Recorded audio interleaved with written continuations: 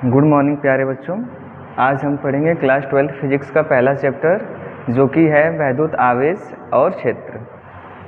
पहला चैप्टर जो कि है विद्युत आवेश और क्षेत्र। ठीक, अब सबसे पहले हम देखते हैं कि आवेश क्या होता है। तो जो आवेश होता है ये किसी भी वस्तु का एक ऐसा गुण होता है जिसके कारण वह वस्तु या तो वैद्युत क्षेत्र उत्पन्न करता है या चुंबकीय क्षेत्र उत्पन्न करता है या वैद्युत या चुंबकीय क्षेत्र को अनुभव करता है। ठीक है, यानी जो आवेश होता है किसी वस्तु का एक ऐसा गुण, आवेश जो होता है ये होता है किसी वस्तु का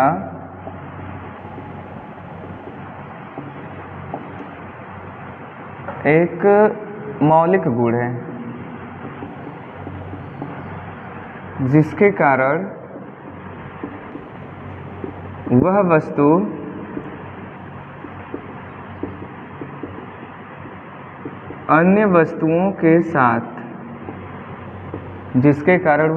अन्य वस्तुओं के साथ विद्युत बल या चुंबकीय बल का अनुभव करती है। ठीक है, जो आवेश होता है ये होता है किसी भी वस्तु का एक ऐसा गुण है जिसके कारण वह वस्तु अन्य वस्तुओं के साथ या तो वैद्युत बल का अनुभव करेगी या तो चुंबकीय बल का अनुभव करेगी। ठीक है, तो अब हम देख लेते हैं कि आवेश का मात्रक क्या होता है, यानी जो आवेश है आवेश का एसआई मात्रक। तो आवेश का एसआई मात्रक होता है आपका कूलाम, और इस कूलाम को जब आप लिखेंगे सिंबल के रूप में तो ये हो जाएगा कैपिटल C। यानी आवेश का जो एसआई मात्रक होगा वो होगा कूलाम। और इसकी बीमा देख लेते हैं साथ ही साथ।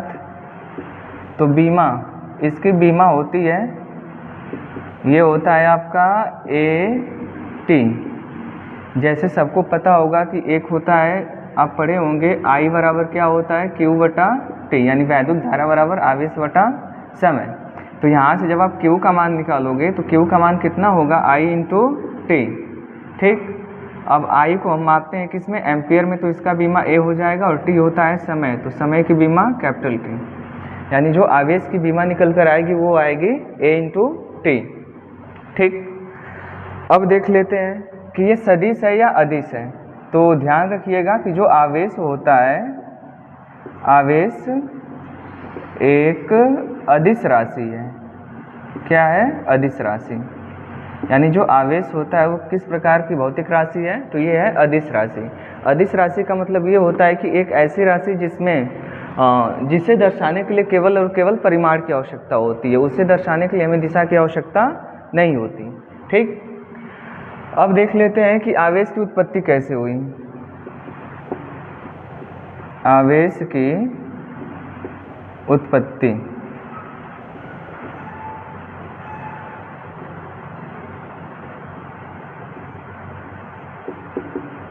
ठीक, तो सबको पता होगा, जैसे मान लेते हैं ये बाबू आपके पास हो गए, ये है किसी भी एटम का न्यूक्लियस, जिसमें जो इलेक्ट्रॉन्स होते हैं वो इसके बाहरी कक्षाओं में क्या करते हैं, मतलब इलेक्ट्रॉन होते हैं जिसके कक्षाओं में गति करते हैं। ठीक, ये जो आपका न्यूक्लियस है यानी इसे बोलते हैं नाभिक, और नाभिक में दो चीज़ें पाई जाती हैं, एक होता है आपका प्रोटॉन और एक होता है आपका न्यूट्रॉन। ठीक है, यानी किसी भी परमाणु का जो नाभिक होता है उसमें दो चीज़ें पाई जाती हैं, एक होता है प्रोटॉन और एक होता है न्यूट्रॉन। ठीक, और ये जो इलेक्ट्रॉन्स होते हैं ये इसके कक्षाओं में क्या करते हैं, चक्कर लगाते हैं। ये क्या होते हैं आपके इलेक्ट्रॉन। ठीक, अब इसमें देखिए जो इलेक्ट्रॉन होता है वो, और जो प्रोटॉन होता है, और ये जो न्यूट्रॉन होता है। यदि हम बात करें इलेक्ट्रॉन की, तो ये जो इलेक्ट्रॉन होता है ये आपका होता है ऋण आवेशित कण। कैसा होता है? ऋणावेशित कण होता है। ऋणावेशित कण का मतलब है कि जो इलेक्ट्रॉन की प्रकृति है वो है आपकी ऋणात्मक। ठीक, अब बात करें प्रोटॉन की, तो जो प्रोटॉन होता है, प्रोटॉन की बात करें तो ये होता है आपका धनावेशित कण, ठीक है। यानी जो इलेक्ट्रॉन पे आवेश होता है वो होता है ऋणात्मक, और जो प्रोटॉन पे आवेश होता है वो होता है धनात्मक, ठीक। और बात करें न्यूट्रॉन की, तो न्यूट्रॉन की बात करें तो ये होता है आपका उदासीन। उदासीन का मतलब होता है कि जिस पे ना तो प्लस आवेश होता है ना तो माइनस आवेश होता है, ठीक है इतना। यानी फिर से एक बार रिवाइज कर लें कि जो आवेश होता है वो क्या होता है, तो आवेश किसी वस्तु का एक इंट्रिंसिक प्रॉपर्टी है। इंट्रिंसिक प्रॉपर्टी का मतलब ये होता है कि कोई भी वस्तु है तो उसके साथ हमेशा आवेश क्या होगा, संबद्ध होगा, ठीक। यानी जिसके कारण कोई भी वस्तु क्या करती है, अन्य वस्तुओं के साथ या तो वैद्युत बल का अनुभव करेगी या तो चुंबकीय बल का अनुभव करेगी। देख लेते हैं आवेश का मात्रक। आवेश का मात्रक होता है कूलाम, जिसका सिंबल होता है, यानी कूलाम को दर्शाते हैं सिंबलिक रूप में कैपिटल C, और इसकी बीमा जो हो जाएगी, आवेश का बीमा जो होता है वो होता है आपका AT, और जो आवेश है वो आपका अदिश राशि होता है। और उत्पत्ति की बात करें तो आपको सबको पता होगा कि प्रत्येक पदार्थ जो होता है वो किससे मिलकर बना होता है, परमाणु से मिलकर बना होता है। और परमाणु का जो केंद्र होता है वहाँ पे नाभिक पाई जाती है, और नाभिक में प्रोटॉन्स और न्यूट्रॉन्स पाए जाते हैं। जो प्रोटॉन्स होते हैं वो धनावेशित कण होते हैं, और जो न्यूट्रॉन्स होते हैं वो होते हैं आपके उदासीन। और परमाणु के चारों तरफ इलेक्ट्रॉन चक्कर काटते रहते हैं नाभिक के चारों तरफ, और जो इलेक्ट्रॉन्स होते हैं वो होते हैं आपके ऋणावेशित कण। अब इसमें थोड़ा सा देख लेते हैं कि जो इलेक्ट्रॉन्स होता है उसका आवेश कितना होता है।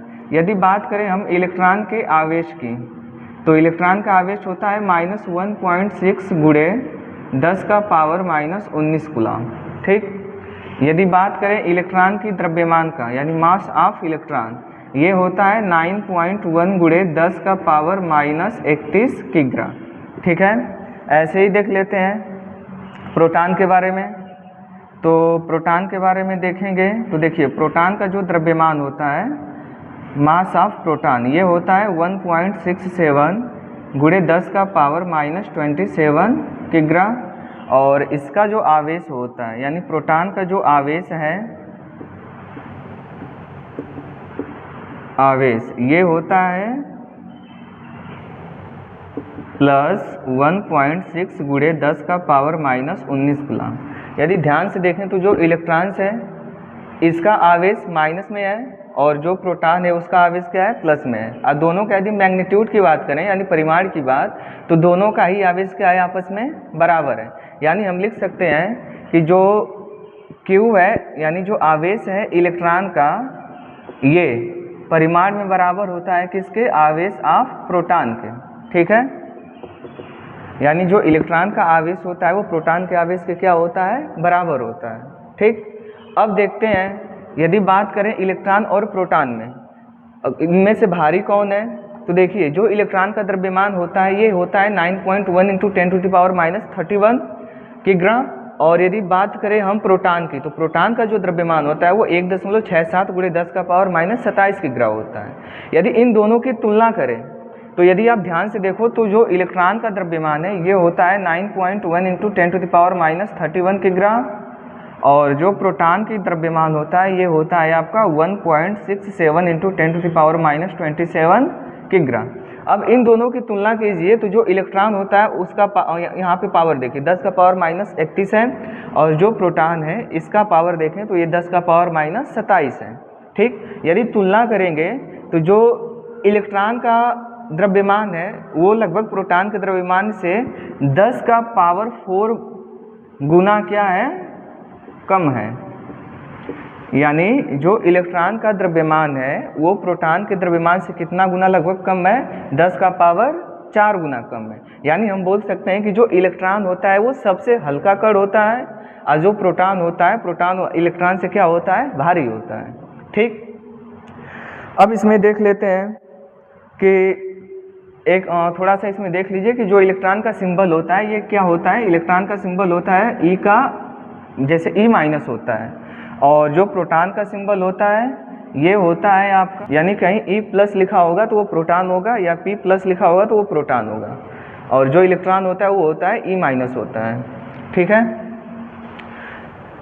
अब इसमें हम देखते हैं आवेश के प्रकार के बारे में। ठीक है, तो आप लोग को ये उतार ले। हाँ, एक बार फिर से रिवाइज कर लेते हैं। आवेश क्या होता है? किसी वस्तु का वह एक मौलिक गुण होता है जिसके कारण वह वस्तु क्या करती है, अन्य वस्तुओं के साथ वैद्युत या चुंबकीय क्षेत्र का अनुभव करती है। ठीक, आवेश कैसा राशि होता है? तो आवेश होता है अदिश राशि। मात्रक क्या होता है इसका? कूलाम्ब होता है।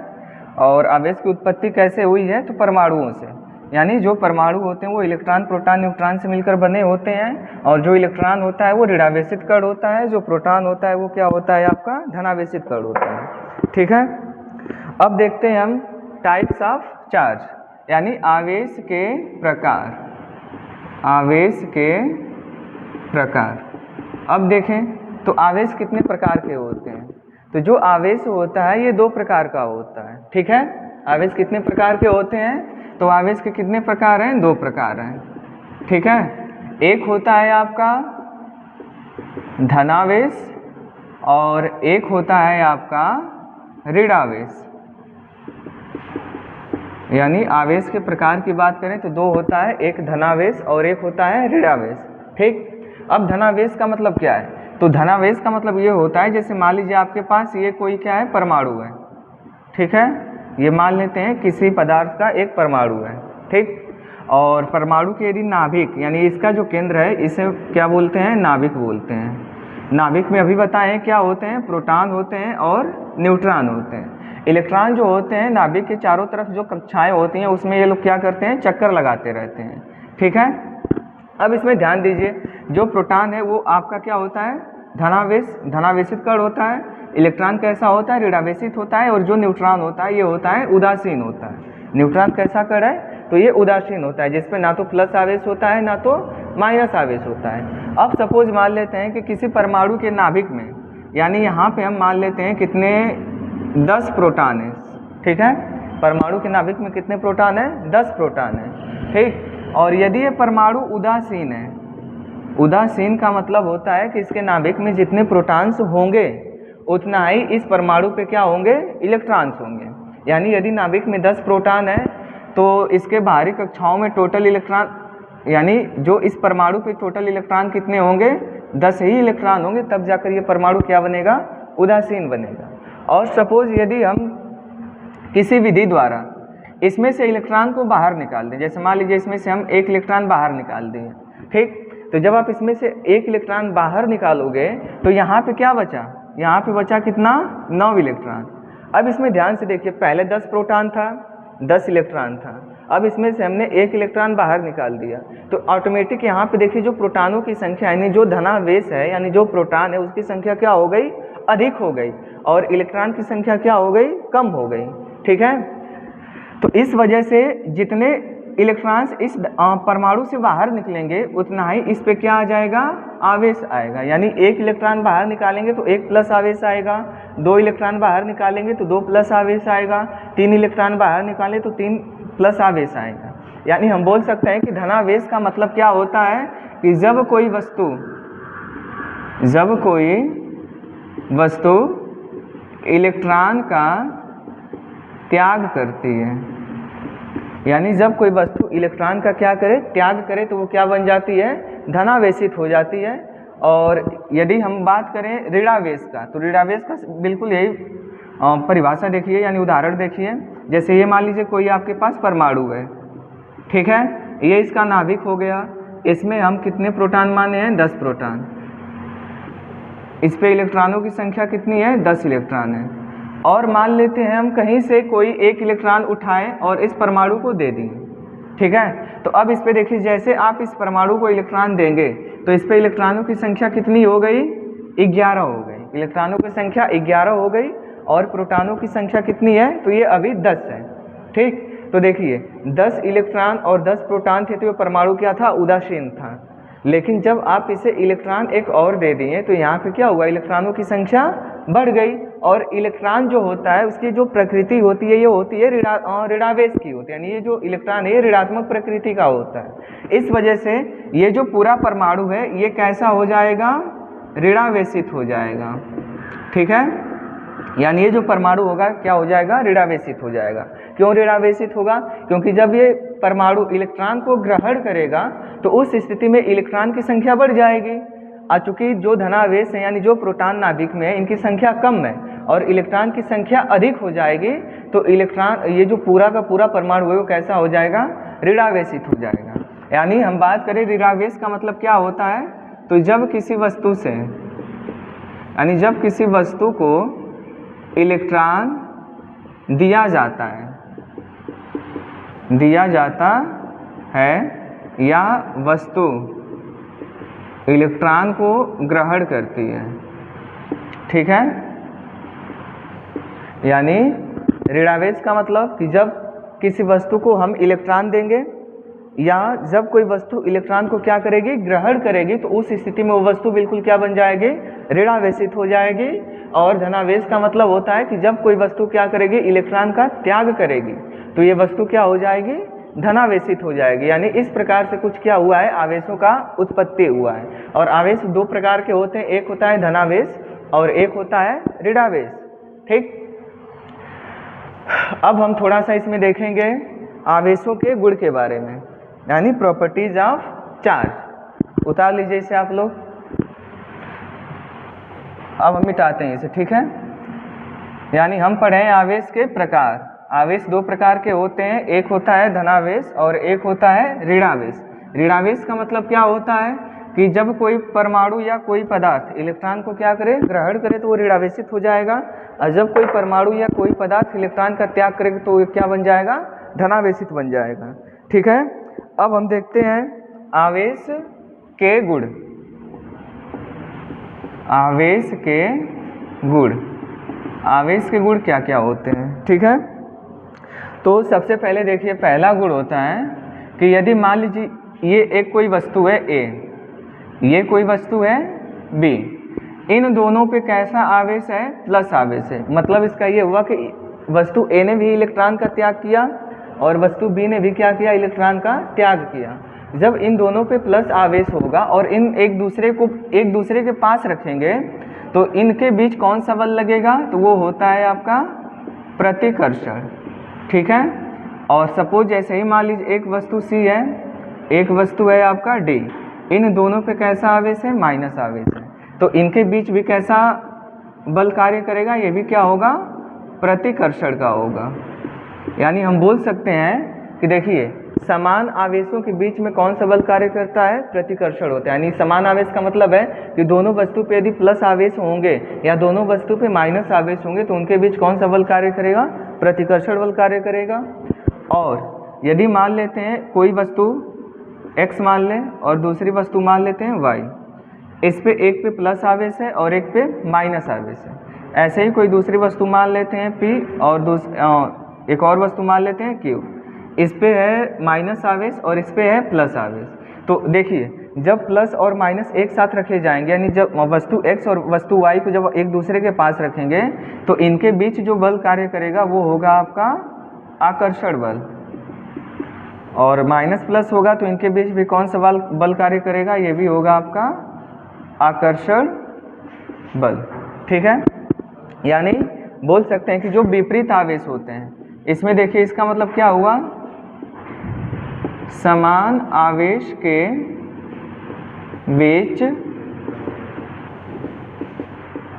प्रतिकर्षण बल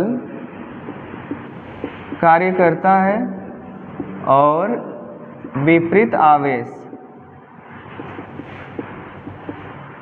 के बीच आकर्षण बल कार्य करता है। यानी आवेश की पहली प्रॉपर्टी क्या होती है कि यदि समान आवेश होंगे तो उनके बीच प्रतिकर्षण बल कार्य करेगा और विपरीत आवेश होंगे तो उनके बीच आकर्षण बल कार्य करेगा, ठीक है। ये आवेश की पहली प्रॉपर्टी है। अब इसे हम मिटाते हैं, अब दूसरी प्रॉपर्टी की तरफ बढ़ते हैं। अब उसके पहले थोड़ा सा देख लीजिए, जैसे मान लीजिए एक प्रश्न आता है इसमें कि क्या द्रव्यमान के बिना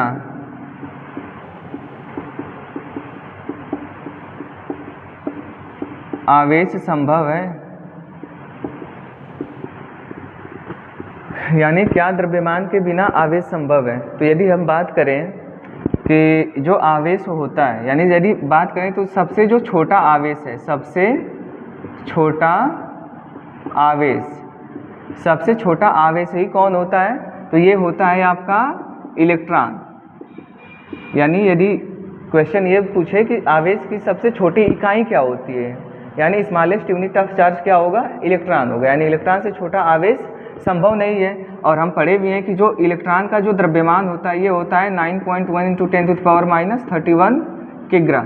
यानी यदि आपके पास सबसे छोटा आवेश है तो फिर भी आपके पास द्रव्यमान कितना है? 9.1 × 10⁻31 किग्रा। ठीक, तो जो आपका प्रश्न लिखा है कि क्या द्रव्यमान के बिना आवेश संभव है, तो इसका उत्तर क्या होगा? नहीं। यानी जब तक द्रव्यमान नहीं होगा, यानी द्रव्यमान के बिना आवेश का कोई अस्तित्व नहीं है। क्योंकि जब यदि आप बात करें सबसे छोटे आवेश का ही, तो उसमें भी द्रव्यमान कुछ न कुछ पाया जाता है। क्योंकि ये बहुत छोटा होता है, इस वजह से हमें अपनी आंखों से दिखाई नहीं देता। ठीक, दूसरा प्रश्न इसमें आता है कि क्या किसी वस्तु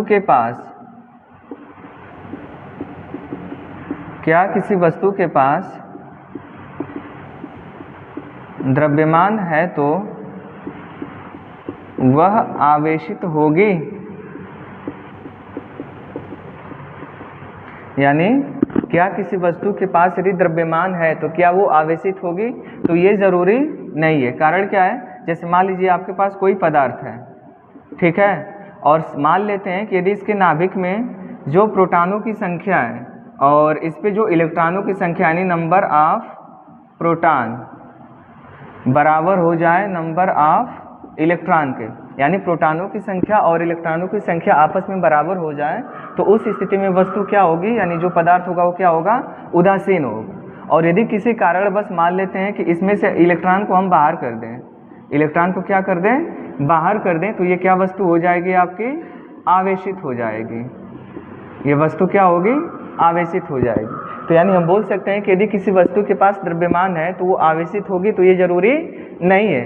कारण क्या है? ये उदासीन भी हो सकती है और ये आवेशित भी हो सकती है। आवेशित में दोनों हो सकता है, या तो ऋणावेशित होगी या तो धनावेशित होगी। और एक बात ध्यान रखिएगा कि जब आवेश को, जैसे मान लीजिए वस्तु A है, ये वस्तु B है, दोनों का द्रव्यमान सेम है, यानी मास ऑफ A बराबर क्या है? Mass of B। दोनों का द्रव्यमान क्या है? सेम है। यदि सपोज मान लेते हैं कि हम इलेक्ट्रॉनों को क्या कर रहे हैं? वस्तु A से B पर भेज रहे हैं, यानी इस पर से इलेक्ट्रॉन उठाएं, कहाँ भेज दिए? B पर। इलेक्ट्रॉन उठाएं, B पर भेज दिए, ठीक है। तो देखिए, जब इलेक्ट्रॉन वस्तु A त्याग करेगी तो ये क्या बन जाएगा? धनावेश हो जाएगी। और जब वस्तु B इलेक्ट्रॉन ग्रहण करेगी तो ये क्या बन जाएगी? ऋणावेश हो जाएगी, ठीक है। तो सवाल ये पूछता है कि क्या वस्तु A यानी A का द्रव्यमान और B के द्रव्यमान में क्या अंतर होगा? कौन सी वस्तु भारी होगी और कौन सा वस्तु हल्की होगी? तो इसमें एक बात ध्यान रखिएगा, चूंकि देखिए जब वस्तु A इलेक्ट्रॉन का त्याग करेगा तो उस स्थिति में क्या होगा? इलेक्ट्रॉन अपने साथ कुछ न कुछ द्रव्यमान को भी क्या करेगा? ट्रांसफर करेगा। यानी इस समय, यानी इलेक्ट्रॉनों के ट्रांसफर के बाद की बात करें, यानी बाद में जब इलेक्ट्रॉन क्या हो जाए? ट्रांसफर हो जाए वस्तु A से B पर, तो मास ऑफ A और मास ऑफ B में क्या फर्क पड़ेगा? यानी इस स्थिति में क्या होगा कि वस्तु B का द्रव्यमान अधिक हो जाएगा और वस्तु A का द्रव्यमान क्या होगा? कम हो जाएगा। कारण क्या है? क्योंकि जब A इलेक्ट्रॉन का त्याग करेगा तो उस स्थिति में इलेक्ट्रॉन अपने साथ द्रव्यमान को भी स्थानांतरित कर देगा वस्तु B पर। इस वजह से जो A का द्रव्यमान है वो कम हो जाएगा और जो B का द्रव्यमान है वो अधिक हो जाएगा, ठीक है। अब देखिए इसका दूसरा प्रॉपर्टी, ठीक है, मिटा देते हैं इसे। अब देखते हैं हम क्या दूसरी प्रॉपर्टी के बारे में। तो दूसरा प्रॉपर्टी है आवेश का संरक्षण, ठीक है। अब पढ़ेंगे हम क्या? आवेश का संरक्षण। ये है इसका दूसरा प्रॉपर्टी, आवेश का संरक्षण। ये क्या होता है? तो देखिए इसमें ध्यान रखिएगा कि आवेश को न तो उत्पन्न और न ही नष्ट किया जा सकता है। यानी आवेश को न तो हम उत्पन्न कर सकते हैं और न ही नष्ट कर सकते हैं। इसे केवल एक वस्तु से दूसरे वस्तु पर स्थानांतरित करते हैं। ठीक है, यानी दूसरी प्रॉपर्टी क्या होती है? आवेश संरक्षण। आवेश संरक्षण का मतलब है कि ना तो आप आवेश को उत्पन्न कर सकते हैं और ना ही आप आवेश को क्या कर सकते हैं? नष्ट कर सकते हैं। इसमें हम क्या करेंगे कि केवल जो आवेश होते हैं उसे एक वस्तु से दूसरे वस्तु पर स्थानांतरित कर सकते हैं। जैसे मान लीजिए आपके पास ये एक वस्तु A है और ये एक वस्तु क्या है? B है। आवेश तो ऑलरेडी इसके पास पहले से है। जैसे आवेश का मतलब है कि इलेक्ट्रॉन और प्रोटॉन तो किसी वस्तु में ऑलरेडी पहले से एग्जिस्ट करते हैं। तो हम क्या करते हैं कि किसी विधि द्वारा, जैसे मान लीजिए इसे हम थोड़ा सा ऊर्जा दे दें, तो इससे हुआ क्या कि जो इलेक्ट्रॉन होंगे इससे बाहर चले जाएंगे। ठीक है ना। और ये जो बाहर आए हुए इलेक्ट्रॉन है, यदि हम ये वस्तु क्या कर दें, वस्तु B को ट्रांसफ़र कर दें, तो ये होगा ऋणावेशित हो जाएगी और ये क्या हो जाएगी? धनावेशित हो जाएगी। तो इसमें ध्यान रखिएगा कि जो आवेश होता है इसे ना तो हम उत्पन्न किए हैं और ना ही इसे हम नष्ट किए हैं। इसे क्या किए? वस्तु A से वस्तु B पर स्थानांतरित किए हैं। उत्पन्न क्यों नहीं किए हैं? क्योंकि हर एक वस्तु परमाणुओं से मिलकर बनी होती है और प्रत्येक परमाणु 3 सूक्ष्म कणों से मिलकर बना होता है, इलेक्ट्रॉन, प्रोटॉन और न्यूट्रॉन, जो उस वस्तु में ऑलरेडी पहले से एग्जिस्ट करते हैं। और इसमें थोड़ा सा देखिए कि एक होता है आपका, एक स्टेटमेंट है कि ये होता है आपका कि किसी भी विलगित निकाय का जो आवेश होता है, किसी भी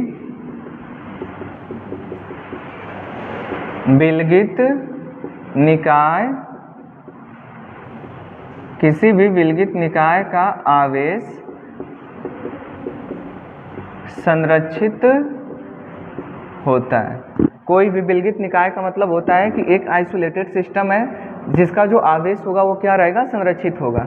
आइसोलेटेड सिस्टम का मतलब होता है कि जिसका सराउंडिंग से कोई लेना देना नहीं है। जैसे मान लीजिए ये कोई पदार्थ है, ठीक है, इसके भीतर हम मान लेते हैं कि 3 आवेशित वस्तुओं को रख दिए। एक पे मान लेते हैं Q1 आवेश है, एक पे मान लेते हैं Q2 आवेश है और एक पे मान लेते हैं Q3 आवेश है। तो इस स्थिति में क्या होगा? यदि ये निकाय आइसोलेटेड है, यदि ये निकाय क्या है? आइसोलेटेड है, तो इस स्थिति में Q1 plus Q2 plus Q3 ये क्या होंगे? नियत होंगे। ठीक है ना। यानी इनका मान कभी चेंज नहीं होगा। ये पूरे के पूरे क्या होंगे? संरक्षित होंगे। यानी किसी भी विलगित निकाय का जो आवेश होता है वो हमेशा क्या रहता है? संरक्षित रहता है। इस पे आधारित एक प्रश्न देख लेते हैं। जैसे देखिए ये क्या होता है, जैसे मान लीजिए ये एक पदार्थ है जिसके भीतर हमने 3 आवेशित कणों को रख दिया, ठीक है, और ये जो है आइसोलेटेड है, यानी एक क्या है आपका? विलगित निकाय है।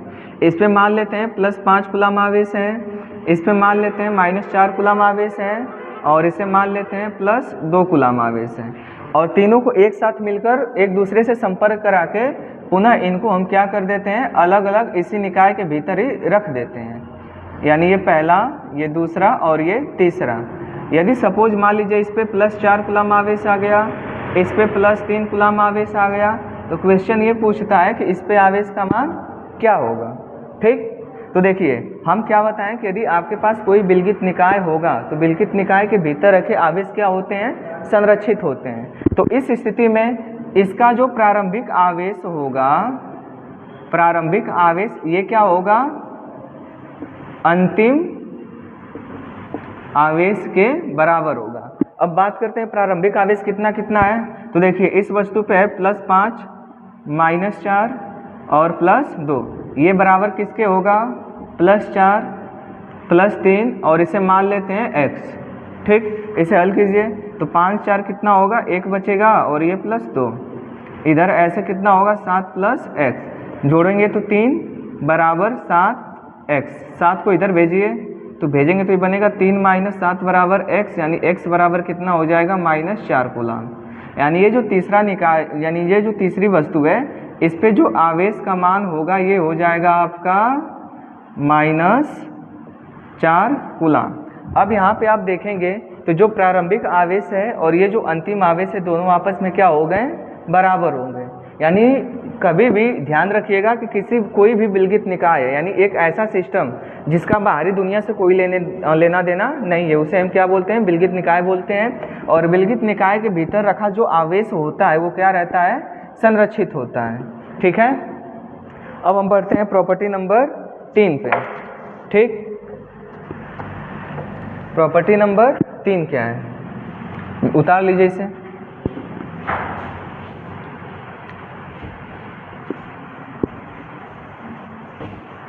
प्रॉपर्टी नंबर 3 ये होता है आपका आवेश का क्वांटीकरण, आवेश का क्वांटीकरण।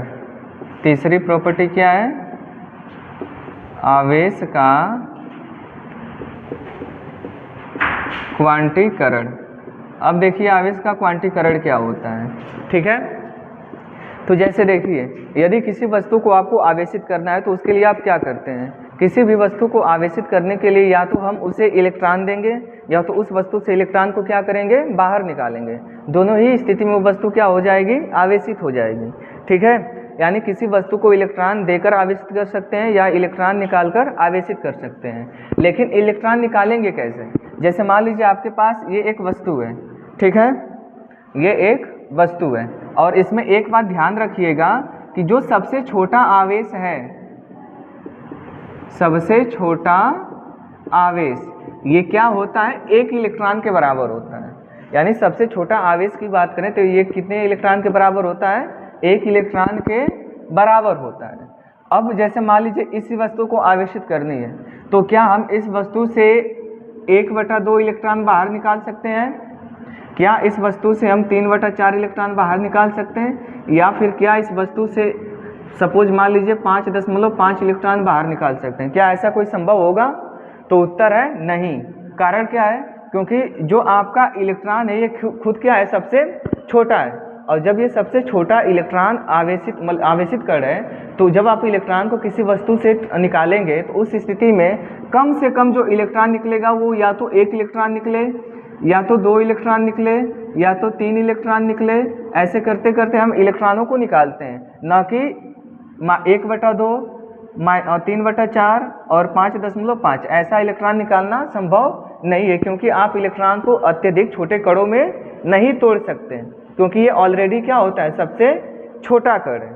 ठीक, तो ये तीसरी प्रॉपर्टी हो गई। और इसमें थोड़ा सा ध्यान रखिएगा, जैसे मान लीजिए ये 2 वस्तुएं हैं, ठीक है ना, हम क्या करेंगे, इस वस्तु से इलेक्ट्रॉन जो निकालेंगे वो हमेशा किस में निकालेंगे, इंटीजर के रूप में निकालेंगे। इंटीजर का मतलब होता है या तो इसमें से 1 इलेक्ट्रॉन निकले, या तो इसमें से 2 इलेक्ट्रॉन निकले, या तो इसमें से 3 इलेक्ट्रॉन निकले, या तो इसमें से 4 इलेक्ट्रॉन निकले। ऐसे करते करते सपोज मान लेते हैं इस वस्तु से हमने कितने इलेक्ट्रॉन निकाल लिए, n इलेक्ट्रॉन बाहर निकाल लिए। ठीक, जब इस वस्तु से आप n इलेक्ट्रॉन बाहर निकालोगे तो इस पर पूरा का पूरा क्या आवेश आ जाएगा, प्लस आवेश आ जाएगा। और इसी निकाले गए इलेक्ट्रॉन को सपोज हम इस वस्तु को दे देते हैं।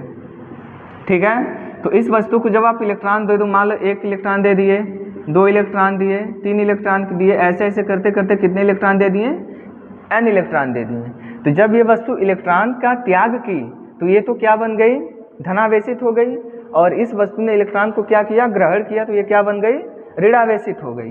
ठीक है, तो जब ये ऋणावेशित हो गई तो इस पर कौन सा आवेश आ गया, माइनस आवेश आ गया, और इस पर कौन सा आवेश आ गया, प्लस आवेश आ गया। ठीक, तो यदि हम बात करें कि इसे मान लेते हैं वस्तु A और इसे मान लेते हैं वस्तु B, बात करें कि जो A का आवेश है,